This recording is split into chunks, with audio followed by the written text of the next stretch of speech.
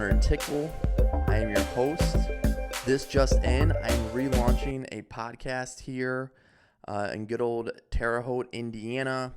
I'm going to be circulating on a lot of different things sports-wise, sports topics, a lot of things fun in store. I did want to share with y'all that the logo, as you can see, for some of y'all who kind of go back retro style, is from the 1960s through 90s. It is an homage or an sort of a liken to the Wide World of Sports, which aired on ABC, as I said, from the 1960s to the 1990s. And then the tail end of that, they also were showing not just that program, but they were also showing world sports events throughout the world that the U.S. was participating in. So that's a little homage there to that logo that I have. So this pod is going to be called The Wide Nation of Sports. I'm going to be highlighting all the things going on here in the land of the free and the home of the brave, good old United States of America. I'm going to be highlighting the NFL. Obviously, that's the mega one. That's the big push here in the States, the big popular game. I'll be talking about that as we come upon the fall and the summer. And then I'm also going to be highlighting a lot of NBA action, and we'll be in there a little bit, but definitely a lot of college baseball and college baseball and college basketball. College basketball is going to be a big push. I'm going to be able to have a little bit of a inside look there, kind of from the outside though, not so much as a beat writer, but more as an kind of a bird's eye view, kind of from the outside, looking at what's happening here with the Division I program here in Paradise, the Indiana State Sycamores. A lot happening with baseball right now, track and field, as well as if you look at the basketball team is coming off a historic year. So there's storylines galore happening here in the 812. So I wanted to tell you guys here that I'm also going to be looking at a couple other things, a lot of Olympic sports. This is an Olympic year. I think that's a big deal. That's something I'm definitely going to be talking about.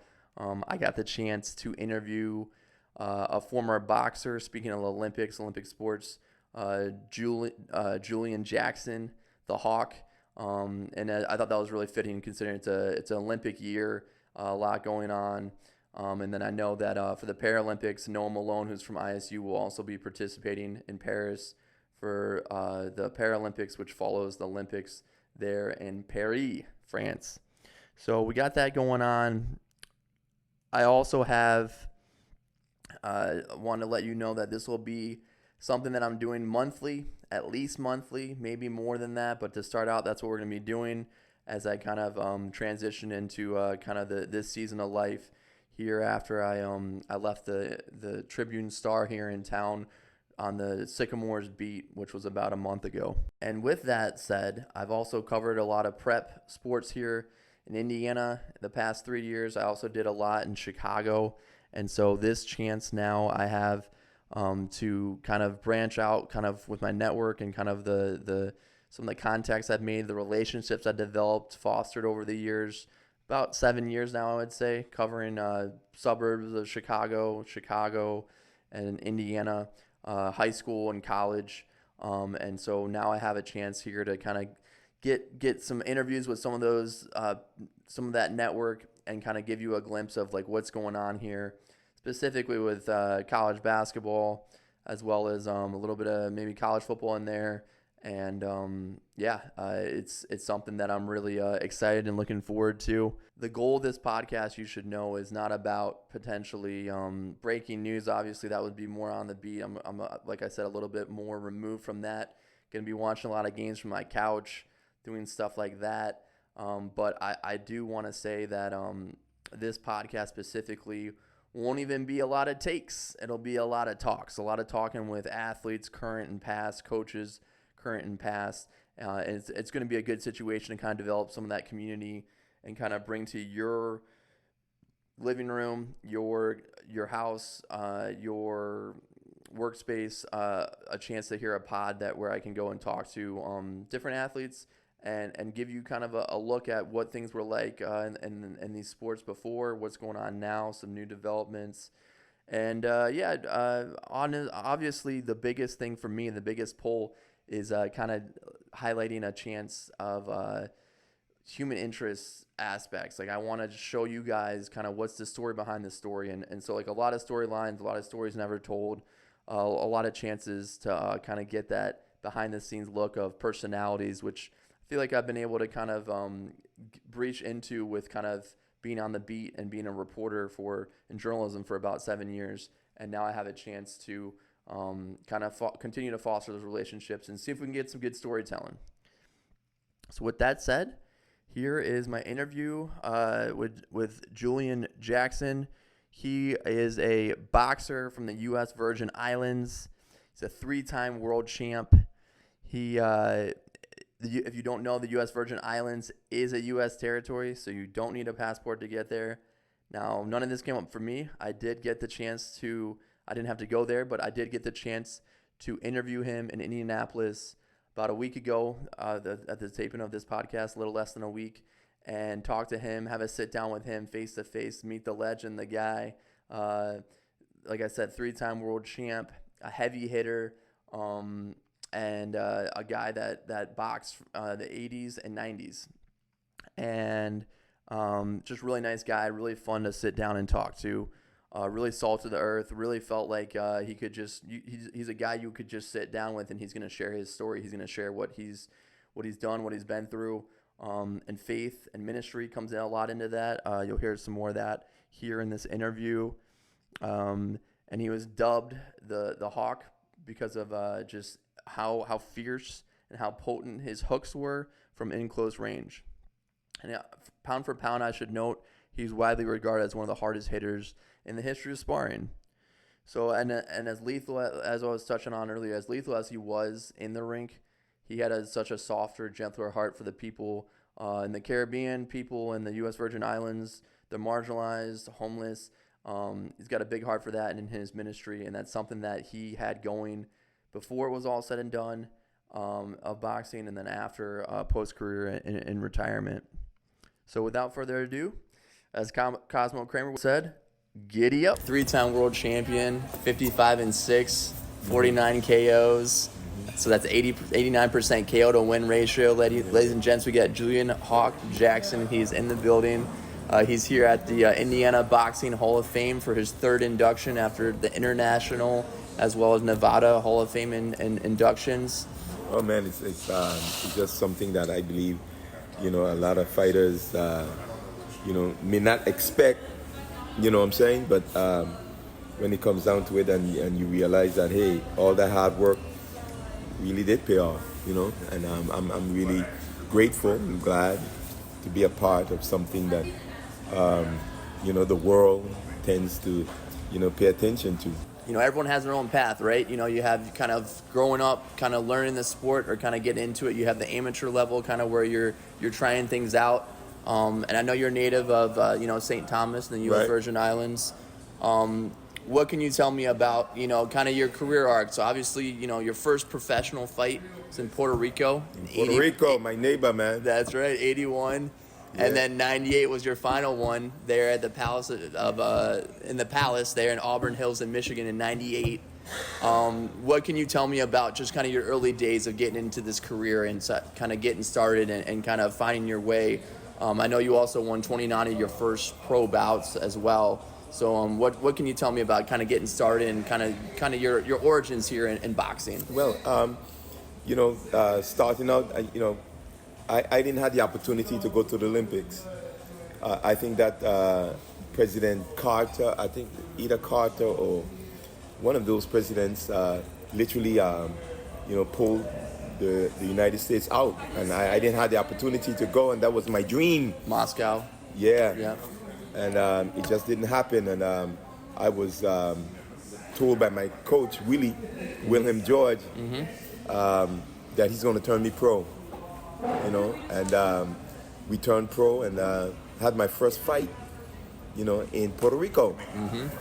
And I remember going into that fight, somebody made a statement, the winner of this fight, if I'm sure, the winner of this fight is going to make it, to the world championship. It's going to be the champion. Mm-hmm.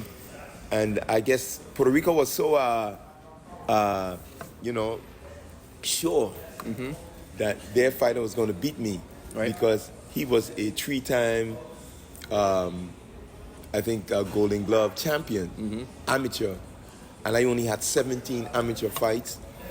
I lost 2, to Livingston Bram. No, I lost one to Livingston Bramble. Yes, and I had 17 amateur fights, and when that record went up, Puerto Rico knew they had this, in the bag. And when we went out into the ring, man, and I displayed my talent, Puerto Rico was just amazed, and I end up, beating him, and everybody was totally shocked, and it was just an awesome opportunity for me. I believe that my career was really pushed in a sense. God was orchestrating everything. I'm a man of God. I believe in God. My mother was a very religious woman. You know what I'm saying? And religious in the sense of, she would drink, and then after she drinks, she would play gospel music. She will drink liquor. You know what I'm saying? And that kind of, sort of, if I can say this, it molded me, and in really finding out who really God is. Is this God real? If you're real, why you can't touch my mother? Why you can't help my mother? And I was on that journey. I was on that place, and finally, things happened. Things turned around for me. It was a tough situation, especially living in the Virgin Islands. You know what I'm saying? Not having the opportunities like, somebody would have on the mainland. Yep. All the doors that opened. Boxing was not a favorite sport in the Virgin Islands. And here it is, I'm on a quest to become a champion, a world champion. And my trainer, Willie Wilhelm George, saw, I believe, the ability. He saw, in me the championship material. And it was just for him to mold it and shape it. And he did that. And this man taught me discipline. He taught me, how to respect, my elderlies. Because I had no father. My father was not there for me. Okay. You know what I'm saying? And here it is now. I'm with this coach. And he became like a father figure to me. Mentor, father, everything. Father figure, mentor, so how long everything. did Willie work? You said Willie George? Willie Wilhelm George. Willie. Yeah, man. How long? How long did you guys work? Oh, man. From the very beginning. He died when I literally had my maybe 3 professional fights. But he had passed. 3 fights? Yeah. Okay. He was in there. As a matter of fact, I have a picture of him in the corner with me. You know what I'm saying? And he passed away. And I tell you what, it devastated me to a point where I almost gave up. I almost quit, from boxing because of the death of my dad. I call him my dad, Willie Wilhelm George. Well, it's Wilhelm Willie George. Yeah. What is that? Wilhelm Willie George. Willie's just a nickname. Yeah. Wilhelm. Yeah. Cool. And then I know you got in your faith, which I love. I have some questions about that here in a little bit, about your Awesome. faith. What can you tell me about some of the things you accomplished, man, in the ring? Like, not a lot of guys get that chance. And I'm sure that Wilhelm was really proud of you. Looking down on you from upstairs, from heaven, really proud of what you were accomplishing and what you did. Right. But as a 3-time world champion, any of your particular knockouts that you had, any of the fights that you had, still kind of resonate or still kind of a memory of something you think about from time to time? Right. Yeah. For sure. I could go way back. The Continentals America's Championship. That was a small championship belt, and I wanted to make sure that I did that. I won that championship for Willie. You know what I mean? Do you know what year around that was? That Can I look was, it up? oh boy, that was really early. That was the Continentals Early America's 80s. Championship. It had to have been in the early 80s. 88. Yeah. Well, anyway, I won that in Puerto Rico, Okay. and Willie was really the force behind of that, and I wanted to have the opportunity and to get a championship because he was the first man that ever said to me, "You're going to be a world champion. I'm going to make you a world champion." And I looked at him and I wanted to know, is he talking to me? I had a low self-esteem about myself, growing up. And Willie was pointing to me and he said, "Yes, you. I'm talking to you, son. And I'm going to make you a champion." And I tell you what, I entered the gym and the rest is history. It's just awesome. amazing how God put things in order. And the people that he connected me with is amazing. Doing some research on you, I saw there was a lot of fights, a lot of different fights that you were in, some landmark signature moments in your career. One of them I pulled up was the circumstances around Harold Graham. Yes. I know that was a fight where you weren't necessarily 100%, right? You had the retina surgery. Did that come after that fight, right? And No, that was before that. So before the fight. Yes. And I know. So that's why we didn't fight in England. Right. We fought in Spain, Maribel, Spain. Right, because it was like they had to delay it. They Yeah, had to make England did not give us the pass or the sanction. Yeah. They did not sanction. So how big of a moment was that in your career that you came and you won that? He was out for 5 minutes. You Right. knocked him out for 5 minutes, and kind of the backstory for like you really wanting to get that fight going, and then ultimately finding a win in that fight. Yeah. Again, at that time, I really believe that a lot of people felt that Harold Graham, I guess, was on his way to become champion too, world champion, and he's been a champion in his country, and he was a southpaw. He was different, but my life was I believe the epitome of somebody that was met somebody that knows something. I was a nobody. You know what I'm saying? And here it is. God came into my life, and I remember in the corner of that particular fight, the referee came and said, "Julian, if you don't do something, I'm going to call the fight," because my eye was swollen. And The referee. the referee, Okay. yeah, and there was a lot of talk about my retina. You know what I'm saying? Mm-hmm. And that was one of the reasons why he felt that he would have stopped the fight, because my eye started to swell. And I went into my corner, and I have a relationship with God. I don't talk it. I don't just pretend. I'm not a hypocrite. And I spoke to God and I said, "Lord, I'm asking you to give me, the chance now. Now is the time." Mm-hmm. In my corner, I'm speaking to God in my corner. And a lot of people have never, I done that. I've never heard of any fighter doing that. Mm-hmm. And I stepped out, and something just tell me to switch to southpaw, and I switched to southpaw, What is that?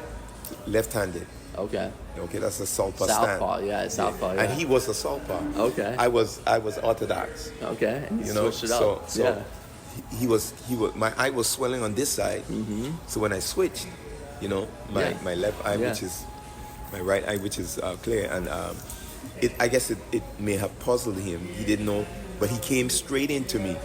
He came in for the kill, and it was perfect. And as I switched and he ran into me, I threw the right hook, and I caught him flush on the chin. I didn't have to hit him again, and he fell asleep.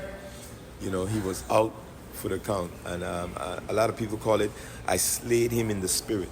Yeah. Yeah.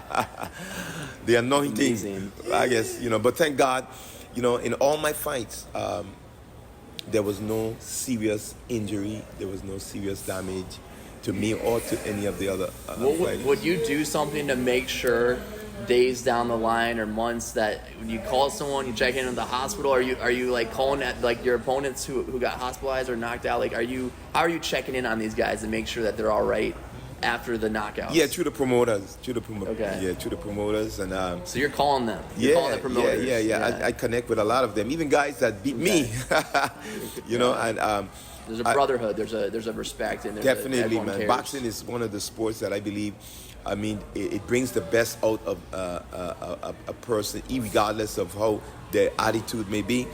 But after that fight, you know what I'm saying, they're going to come together and they're going to hug each other. They're going to talk to each other, and that's just the way it is sometimes.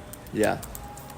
You mentioned the Olympics and Edie. You didn't get to participate in. I know you participated in the Pan American Games in '79. So I know that was kind of something that you kind of missed out on. Another thing I want to specifically touch on was missing out on when you kind of two-tapped Terry Norris, right, in the agreement. I know with Sugar Ray Leonard he was gonna fight the winner, right? Mm-hmm. But then that didn't necessarily come to pass. So what can you tell me about some of that and how maybe the disappointment of some of that stuff? Well, you know, Terry Norris was an up-and-coming young fighter that was very explosive, quick, you know, and you know, we had the opportunity to fight him, give him the opportunity to fight us, you know, and here it is now. There's a lot of buzz around this fight that Terry Norris, you know, his speed, his agility, his movement, he might dethrone Julian. And our plan was to keep on him, you know. Once a fighter is really quick and, you know, I've got to bring the respect. He's got to respect me. Mm-hmm. And we put the pressure on him, you know, and eventually, by staying close to him, he made a mistake, you know, and dropped his hand. I was able to catch him with a left hook. I didn't have to hit him again, but I caught him with a left hook against the rope. And he literally went down. And while he was going down, I still had the opportunity to throw a right hand, and I threw the right hand and caught him again as well. And it was amazing how that, you know, actually played out. Mm-hmm. And I remember his coach. He trained up on the in California. I forgot his name. He used to train Triple G. Okay. And he told me that, he said, Julian, man, you didn't have to hit. Abel, yes, Abel. Like that, man. Abel. He said, you did not have to hit my fighter, you know, Terry Norris, twice, man. That first punch, he was asleep, you know, and it's just amazing the power that you generate. Mm-hmm. And that was something that I think followed me in my career, you know. And Willie was the first man to really, you know, make me realize or get me to understand the power that I was carrying. Mm-hmm. You know, I didn't really realize it, mm-hmm. you know, until as an amateur I was training with a professional. And this guy was tough. This guy was a really tough kid, a really tough, strong professional. I was about maybe 18, 19, and I was sparring with this professional. I wasn't professional yet, and my trainer told me, I want you to stick the jab to his stomach and just come over with the right hand. And I did that. Boom, when I hit him, he literally fell asleep. Down on the ground. This is your amateur? This is my amateur career. Mm-hmm. That's the first time I really realized that I have that power. And, you know, I ran to him and I said, oh my God, I'm sorry. And my trainer shouted out to me and said, Julian, no, don't do that. He says, listen, this is part of boxing. Wilhelm? Was this Wilhelm? Yeah. Wilhelm, yes. Nope. He said, this is part of boxing. And you don't have to be sorry, man. You know, you don't have to be sorry. I understand. After he catches himself, then you can go to him and you can talk to him, mm-hmm. you know. And I understood that, but again, me being the type of person that I was, Yeah. you know what I'm saying? I wanted to make sure that he was okay. Tell me about your nickname. Yeah, my nickname came from a friend, a very close friend. Okay, his name is, he's Spanish, really. He's a Fuertes. Aram Fuertes. Aram Fuertes. Aram Fuertes.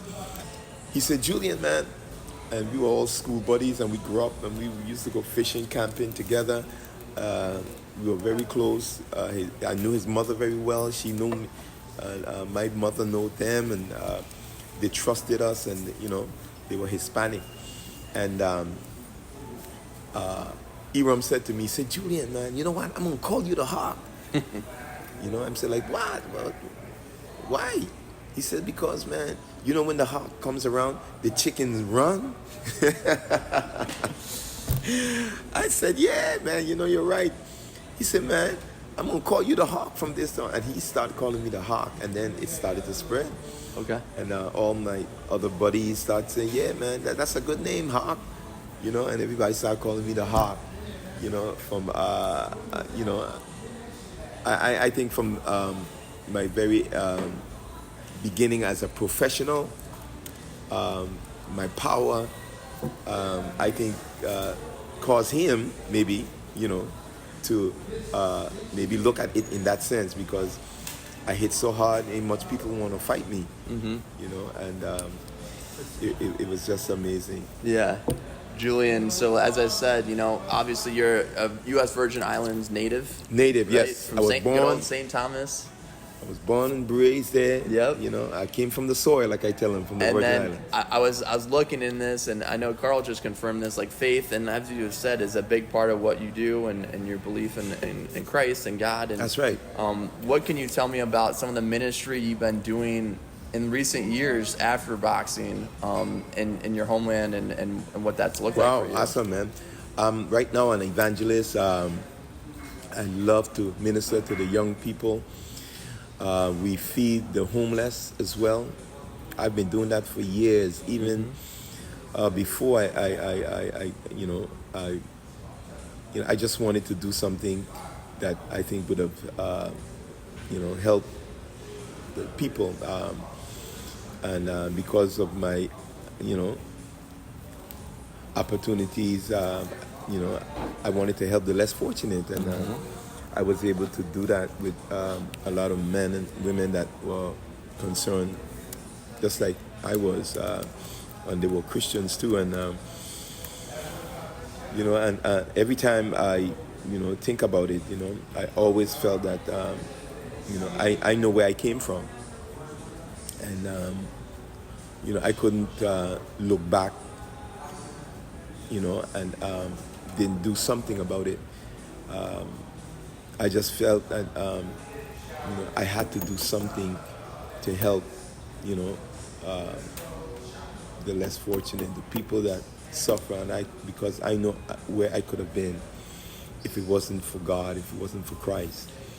I know where I was headed, and I always had that heart desire to do that, and I still do, and I'm still working.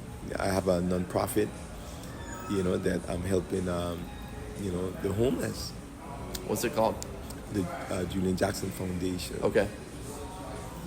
Can you share maybe what Wilhelm George might be thinking about you? And I know faith had to be big for him too, because you came from kind of what his teaching and what you saw from him. What can you say about how much your ministry, maybe even more than boxing, is a big deal for kind of what he taught you and what he might be thinking about you now, looking down from heaven? Yeah, well, not Sustin. Sustin was I got to mention Sustin Verlet. He took the torch from Willie. He became my coach, after Willie passed away. He was the assistant coach with Willie. Sustin Verlet. Obviously, a lot of big fighters here for the Indiana Hall of Fame class. This group, this unit. I know Roy Jones is another big Yeah. name here. I know you guys are kind of the two big names. Everyone's had a great career, but you guys are kind of the I guess, two names that Right, kind right. of stand out. I know specifically, I don't know how familiar you are with kind of his style, but I know pound for pound, he was a big guy Oh, in yeah. terms of like what Oh, he man. did and how he could hit. I almost had the opportunity to fight him. Really? Yeah, even before he was a name. I was scheduled to fight James Stoney, but James Stoney couldn't fight me. I sat on the table with, just like we are right now, Dan King here, and Bob Arum over here, and James Stoney here, and the contract was placed, and I signed the contract, $850,000, and it was pushed over to Bob Arum, and what's his name? He had his pen in his hand. Okay, James Stoney, and the next thing you know, the phone rang. And Bob Arum answered the phone, and when he got off the phone, he took the contract. Can't happen. So if you would have beat him, then you would have fought Roy, or No. And then apparently, James Stoney, our manager, said he will sue the draws off for him if he signs that contract. And he had all rights, and James Stoney could not sign the contract. So I told Dan, you have to get me a fighter that is, liable to keep this type of purse. And he said, I think I got the fighter, Julian. And I was really concerned that this would, actually slip from me. But when he said he got the fighter, I was so happy. And a couple of days after Dan King said, Julian, come, he called, I think he called his people, his father. I think his father was his manager there. And he said, we got a fight for you, 850. He said, yeah. And, Dan King was all pleased, and he was saying, yeah. But then he asked, who is the fighter? And then he says, Julian Jackson. And he says, no. Roy did. No, his father. Roy Senior. Senior. Yeah. His father turned down the fight. Believe it or not. It was the saddest day of my life. Do you know when that was? What year? Oh, man. Wow. When was that? Wow. I don't remember the exact date, but it was early. Yeah, early in the 90s. Okay. It had to have been early in the 90s. And you said, did you say 850? Like that was the bag for the winner? Like $850,000? Or you were saying It was a purse, yeah. It was a 850? purse. Would that have been your biggest ever, probably? Just a yes. That was about my biggest ever. Okay. I was promised to get, million, especially. So 850,000 though, that was the... Yeah, that was a big purse back then. Yeah. Yeah. Believe me. Early 90s. Yeah. Okay.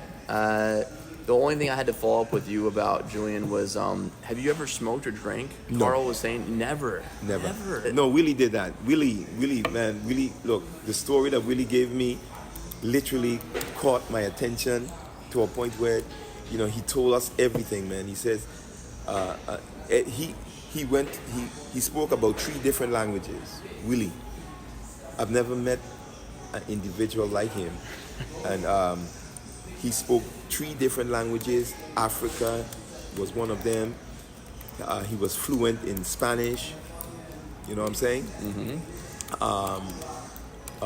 I think he spoke French. Yeah. That's 4. English. Yeah, man. Yeah, man. This man was just amazing. And the things he told us and the places he'd been, it caught me, man. And I wanted to, experience something like that. And that's what caught me, and I stayed into boxing. My friend Irvin Biza, a very good close friend of mine, got me involved in it. My mother wanted me to leave, the house because I was a mama boy. I was close to my mom. My dad wasn't there for me. My dad was a visiting dad, and here it is. My mother being everything to me. She's wow, a mother and a father type, you know, and five of us, and I'm the closest to her.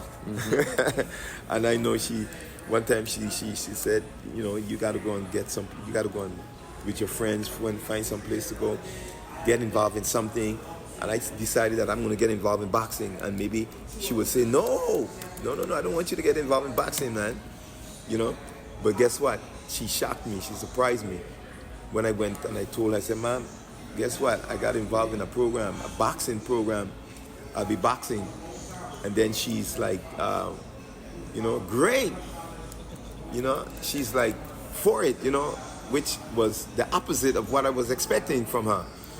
And, you know, and I said, okay. And I went to the boxing program. I came home with a bust nose, with a thing under my eye. And she's like, wow, okay, I see you guys were you want to fight? I said, no, this is from the boxing program, Mom. Hoping that she would say, no, don't go back there. Wow. You know what I'm saying? And I stuck it out, and I guess what? Because she didn't say that. She said, all right, we're going to... Yeah. We're still going with it. We're just... Yeah, I did it just to spite her. What's her name? Rosa George. Rosa George? Yes. Okay. It's really a Rosa. But so after she saw that, she was still like cool with it. She's all on board with. Yeah, even she with was the all mark. on board Yeah, and with it. yeah. You know, she And didn't you were stunned, and now I you're was stuck. stunned. All right, guys, Hunter Tickel. So I want to introduce you guys to this segment here. As I said, wide nation of sports. We're going to go into just kind of a more kind of local look, but I definitely do want to give kind of keep to my Indiana State connection here locally, and they become a national power in both baseball as well as another sport and basketball. So this is something that I'm going to do. It's called This and That. So it's going to be some Indiana State nuggets that I kind of give out and kind of touch on in each segment, each episode that I produce. And for those who aren't familiar, about the last year and a half, I was on the Indiana State beat, reporting for the Tribune Star. So I got to go to the ins and outs. I was going to Missouri. I was going to Illinois. I once went to Florida for a basketball tournament for Indiana State, end of season, postseason. I went to Texas for the Super Regional last year when Indiana State didn't have the chance to host their first, or they didn't have the chance, I should say, to host a Super Regional, just kind of with some happenings around town and some conflicts in scheduling. And then I've also had the chance to cover, I've been to every campus in the Missouri Valley, all 12. So Indiana State's one of 12 schools in the Missouri Valley Conference, and I've been to the other 11, whether it was for basketball or whether it was for basketball, football were the two main ones that I went and covered. And then we also had some instances where I went to a lot of those schools 2-3 times in the last year and a half. So with that said, let's get into it. We're going to start with basketball and kind of give a quick rundown on what happened to kind of cap the year. ISU is in the midst of a reload. They lost their main 7 players of their rotation. 2 graduated, 5 transferred, and that was all after Josh Schertz, the third-year coach Josh Schertz, left the program and decided to go to St. Louis with the Billikens. And just to kind of recap that, Jason Kent, he's headed to Texas. Julian Larry, he's headed home to his home Lone Star State to play for Texas. I think this is a great move for both those guys. I think specifically for Julian, it's a great chance for him to kind of go back to where he's from. He did 4 years in Terre Haute. Shout out to him. Who knows? Maybe one day you could potentially see his jersey in the rafters, but we'll see. And then he went through a coaching switch from former Coach Greg Lansing to Coach Josh Schertz, and then here was going to be another switch during that time. He did 4 years, like I said. This is his 5th year, so his COVID year, and he's going to take it and go to Texas. I think he's got great quickness. He's developed his jumper, his confidence. It was well documented and well articulated. Just kind of the steps, the leaps he made here in Terre Haute. I give all the flowers to him. It's a great opportunity. He's got the quickness. He's got the skill. I think he's really going to probably turn a lot of heads there in Austin. And then you look at two players did follow Coach Schertz to Salou. You had Robbie Avila and you had Isaiah Swope. So we'll start with Isaiah Swope. Isaiah Swope, he had an injury at the end of the year on his knee, and it was going to require surgery. And that was something that Coach Schertz came to me, something that was talked about kind of pretty early before he missed his game there at Valpo. And, there was a lot of ringing support from Coach Schertz directed to Isaiah Swope, who clearly was not healthy. At the time, Schertz was saying he was going to need surgery, and he did surgery on that knee that he hurt in the non-conference season. And he is going to be he's someone that's repaying kind of what the faith and the favor and the support that he got from Coach Schertz in his 1 year here in Terre Haute. So he gets to follow Josh Schertz now here to Salou. I think he's going to be a good player. I think he'll have an immediate impact there in the Atlantic 10. I think he'll be a solid player and probably going to be a starter there with Salou. We'll see how that kind of unfolds here this fall. Robbie obviously captivated the imaginations and garnered attention from people all over the country, definitely on social media with his rec specs and his style of play and being a guy that can shoot the three, a guy that can stands at 6'10" and can kind of orchestrate from the top of the key and really kind of he can be a hub as Coach Schertz would constantly say, a hub for the team and a hub for the offense for playmaking. And then he also was a guy who could back down people in the post, and a lot of the times Coach Schertz and the Sycamores would clear out for him to have one side of the court to go to work and to finish plays by himself. So he is going to Salou, and that's a huge get for Coach Schertz. I wonder how much of a get he thinks it is compared to when he got Robbie when he first started there, his first true recruiting class there at Indiana State. But we'll see. I do think Robbie has the kind of ceiling right now already, 2 years into his career of college basketball to go start and be an immediate impact at a power conference school. Decided not to do that, opted instead to go with Coach Schertz to the Atlantic 10, where I think he's going to be on the short list for preseason player of the year in that conference. So we'll see how that unfolds. And then you look at Ryan Conwell. He was the fifth starter on the team, really strong, maybe arguably the best closer, best finisher, best scorer, at times best passer down the stretch to close the year when they went all the way to a runner-up finish and then NIT. As I said in a kind of a column well before the Arch Madness, the lead up to March Madness, I thought that the Sycamores were deserving of going to the big dance, maybe not based on resume, but based on just their quality of play and what they were going to bring to the big dance. And I think you saw that in the NIT, and I think it was pretty evident that it was a mistake in terms of from the eye test, and that's the whole thing I was arguing there about a month before the postseason. And then so Ryan Conwell's going to Xavier. He's going to the Big East. So that's a third player from that team that is going to a power conference. He's going to play for Sean Miller. And as I said, they had two players graduate, so the whole rotation is basically gone at ISU. A lot of movement there. Matthew Graves went from interim coach to within, I think it was like a week, he was the newest coach of the Sycamores. Well-deserved for him. Really got the chance to sit down and hear his story about maybe 2 or 3 days after I touched down here in Terre Haute last January. That was a pleasure. I'm hoping that we'll have the chance to get him on here on the pod and as well as several others from Indiana State. And he's been he's been real busy, right? He lost a lot of players, even some more players, some more of the bench left for other schools in the Valley and in other places as well.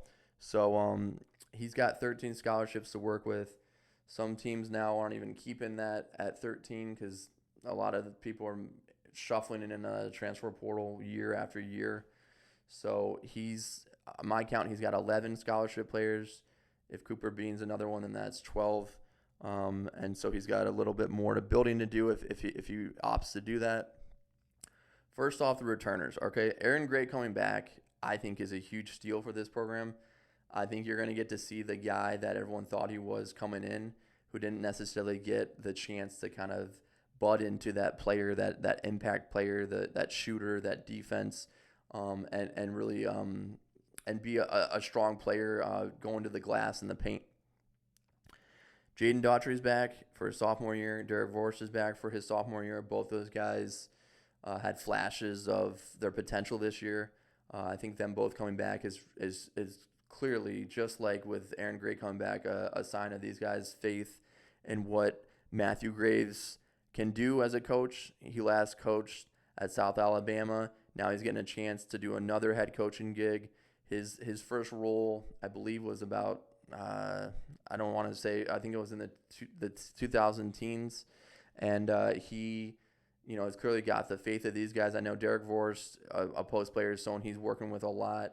And then, Jaden Daughtry and Aaron Gray, you could really see them become star players here in the Valley if they can put in that work and find a chance to maybe scoop up some of the knowledge they got from Schertz. Maybe Matthew Graves is going to implement a system similar to kind of what they ran last year with 5 out.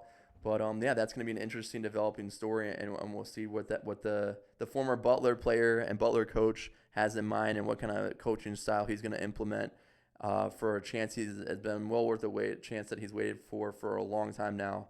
And I know he's so stoked to be doing that, as well as coaching here in Indiana, not too far from his stomping ground. And then I'm not going to go through the whole list of players coming here from the transfer portal, but I will say Merritt Alderink, another player that is staying after he had signed an NLI with Schertz and is still staying through that. It's a big deal for Coach Matthew Graves, and I think that's going to be another addition that the team has for the freshmen. And you look at last year, there was a player who ended up following an assistant coach to another school. This time you have a head coach leaving, and they're still staying with the assistant here at ISU. So I think that speaks a lot of volumes to what's going on. So a lot of quality work there from Justin Furr, the assistant, who's still on staff with Coach Graves. And then they filled out a staff as well. I believe they're nearing the completion of that staff. And I think if it all goes to plan for the Sycamores this year, they will be flirting with a 16-18 win season, which I think is doable. I really do think that's something that they could do, and maybe in the hunt for one of those top 4 seeds in the Valley tournament and to get a bye.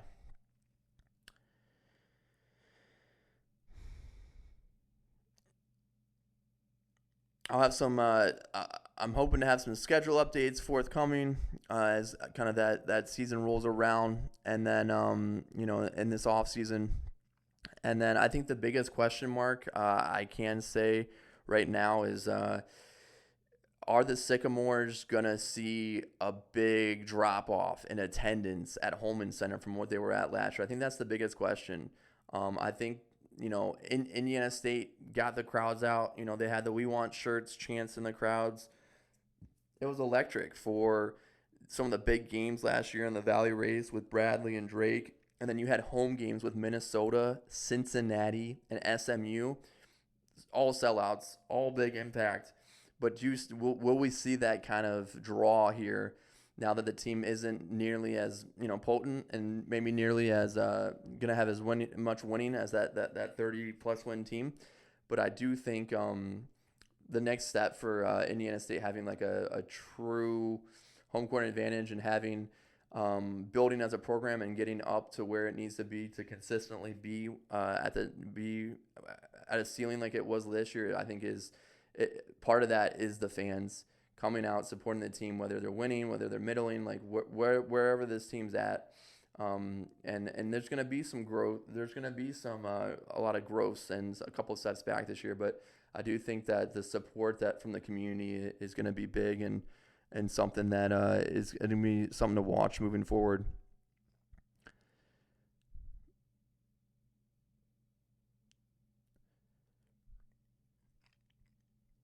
All right, so transition to spring sports.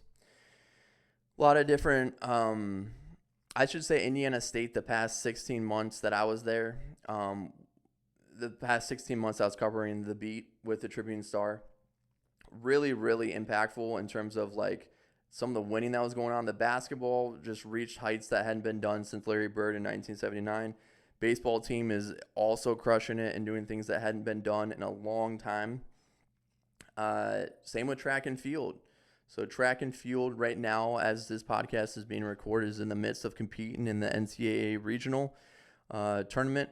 They just came off of Missouri Valley, where the men and women now, two separate squads, have both repeated in the men. They've repeated outdoors and they've repeated indoors, both the men and the women. And I know that's a huge testament to the program that Angela Martin and Jeff Martin have built there for Indiana State.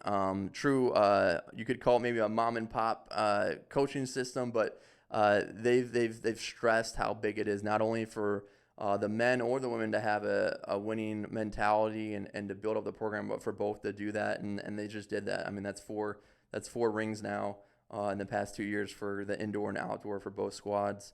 And so a lot of people right now are in that regional. You've got 15 Sycamore men and women participating, and so that's a big win. 16.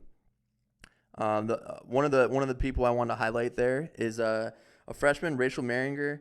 She is now just lights out. She was a 3-time state champion at Forest Park, which I covered there in Ferdinand and DuBois County, Southern Indiana, and she's crushing it. She just got first place at the outdoor 100-meter hurdles event where she ran it in 13:47. And for a freshman, she's already atop the podium, which that's a big tribute to her, as well as her coaches and what they're the ship that they are running over there. So I wanted to also say,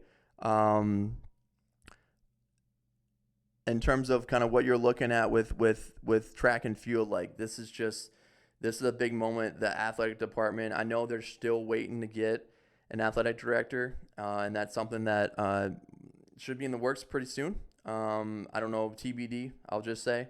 And but I know that the track and field is at an all-time high right now. The basketball is buzzing with what they just did and kind of as they reload.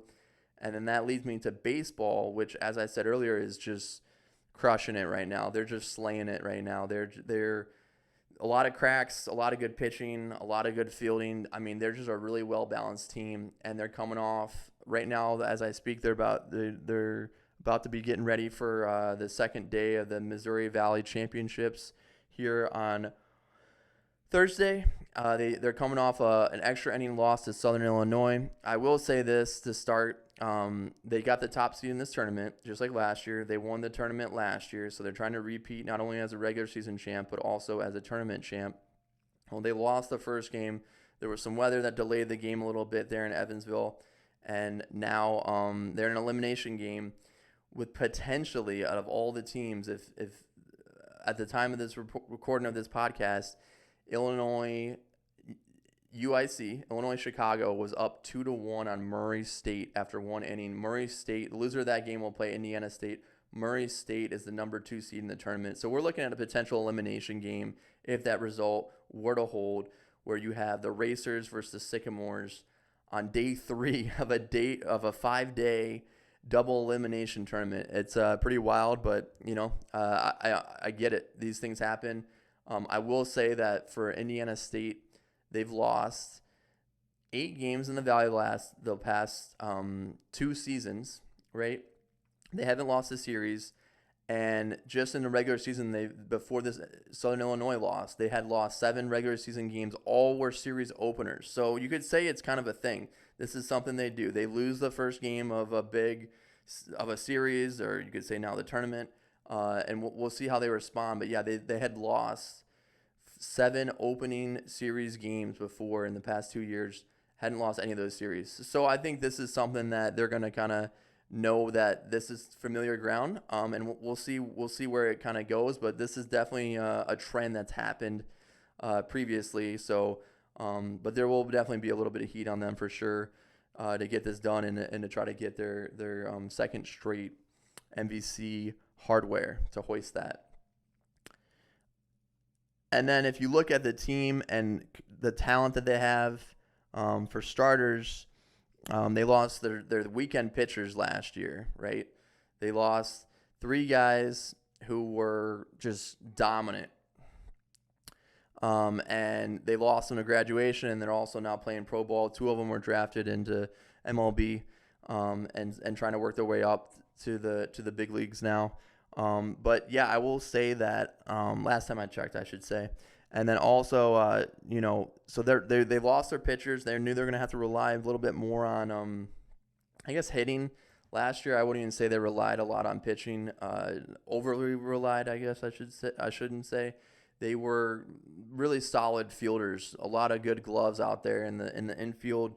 A lot of diving catches out in left or right or center, like everywhere from Adam Pottinger. So. Definitely just a team that was probably going to need to pick up the slack a little bit this year, which is some more hitting, and they cleaned up. They got it done. They got the regular season championship. They've become now one of the upstart programs of the NCAA. They probably have been that way, for quite a while here in their past history. They've got some history in the sport, but these past 2 years, I'd say they're now at that level, at that ceiling of, where they can be and where they can go. And I would say, yeah, this is the hottest time that not only that this program's now had here in Terre Haute. And they're probably gonna, as long as they get it done a little bit there in Evansville with let's say a win or 2, maybe 3, they're probably gonna be hosting. Unless things shift, and then they're probably going to be hosting another regional second straight year, and that's a great accomplishment to a really small school, and you just really got to take your hats off to them for that. And then if you look at kind of some of the postseason awards that these guys had that they cleaned up, obviously basketball did that. We all heard about what they did in terms of the awards, winning, all 5 starters making the top 3 teams, and Xavier Bledson making 6th man of the year. But now baseball is doing really kind of one-upping them here. They have 10 all-conference players, 4 on the defensive squad, and then the spine of the defense has really been strong. Brendan Cutts was the pitcher of the year. Grant McGill was the defensive player of the year for a 2nd straight year. He was also a Golden Glove recipient after the year last year. And then, of course, a 2-peater from Coach Mitch Hannas. He has now won the Missouri Valley Coach of the Year in back-to-back years. Hats off to him. That's a huge deal. And as I said, this team has now won 19 straight Missouri Valley Conference series, and that dates back, I believe, to 3 years ago. They're ranked number 9 in the RPI, and they're number 20 in the USA Today coaches poll going into the Valley tournament. And then with that said, I have one more final note here. Larry Bird will be making an appearance. This is a once-in-a-blue-moon appearance in Terre Haute on Thursday, May 30th. He'll be there. He'll be at 10:30 a.m. at the unveiling of his museum on Wabash Avenue near 7th Street. Pretty big deal. I'm sure there's going to be a huge crowd coming out to that. I plan on being there, and would love to chat. Would love to just kind of see what that kind of looks like and how that all comes together, and what he says. He's also going to be speaking. He's not just appearing. He's going to be speaking. He didn't make it out to any of the the men's basketball games this year. I thought he might, but I've heard that he's kind of he did go out for the All-Star game that was at Gainbridge Fieldhouse in Indianapolis. So it depends on kind of what he's got going on. But this is one that, like I said, once in a blue moon. So might want to get there, y'all. All right, finally, I've got some notes here on the NBA. Obviously, the Indiana Pacers have been crushing it for the small markets and just kind of putting on for the state, the Hoosier State, and what they've been doing. They are in the Eastern Conference Finals. They did kind of choke away, I'll say, Game 1 in Boston. But now they are here they're here for the first time since 2014 at this stage. Big deal. That was back when you had Paul George and some other pieces, Roy Hibbert,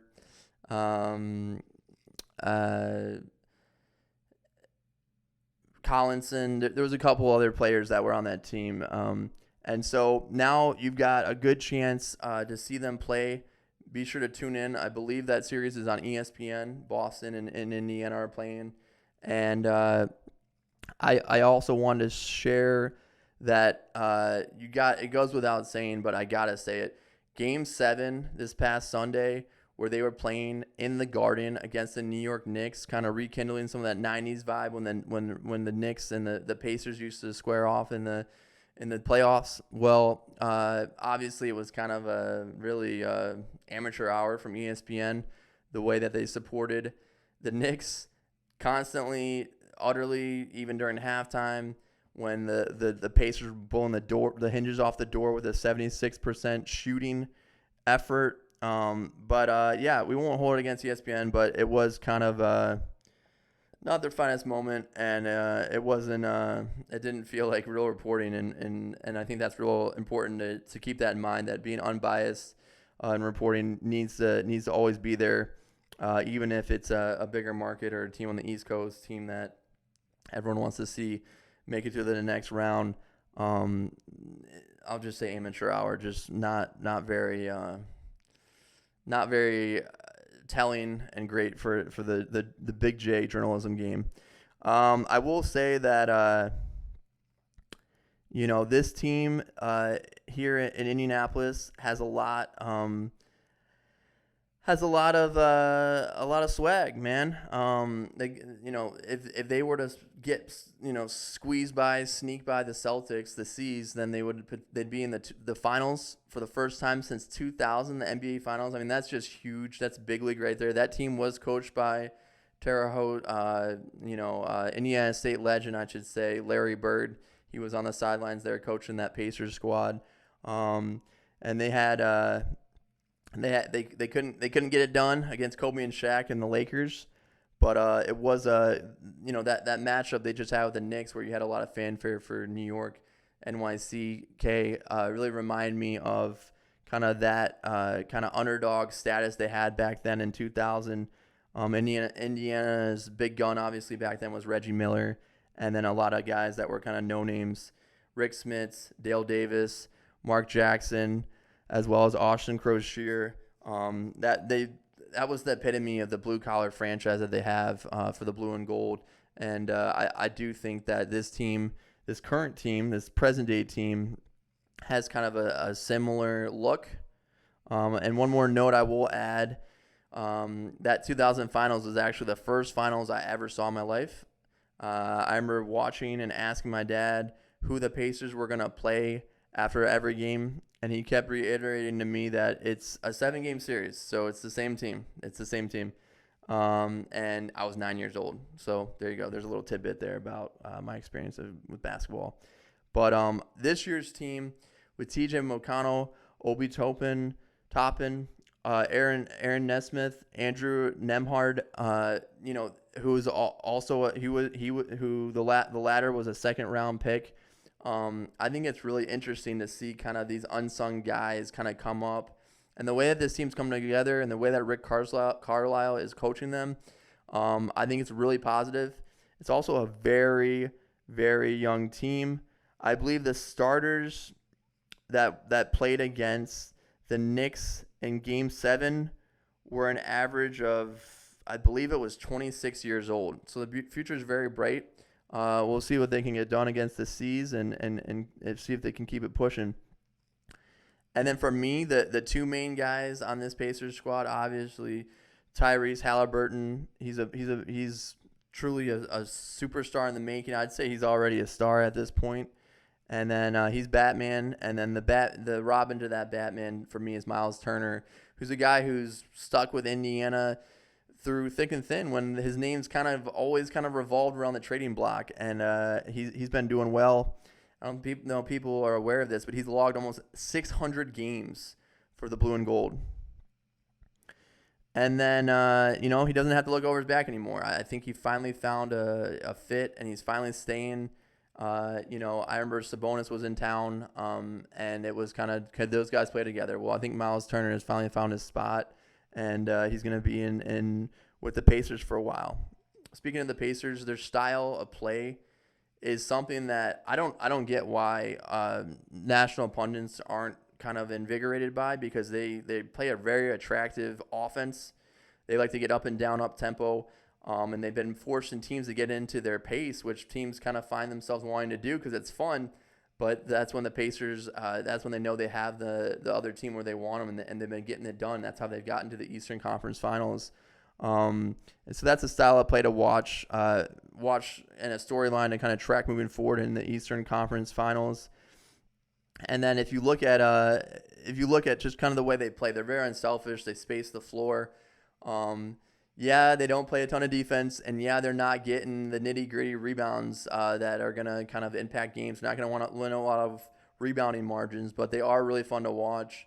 They are an up-and-coming team, young team, and I'm just interested to see kind of what they can do after they nearly got game one in TD Garden, but in Beantown. But we'll see if they can rebound from that and what the rest of this series looks like.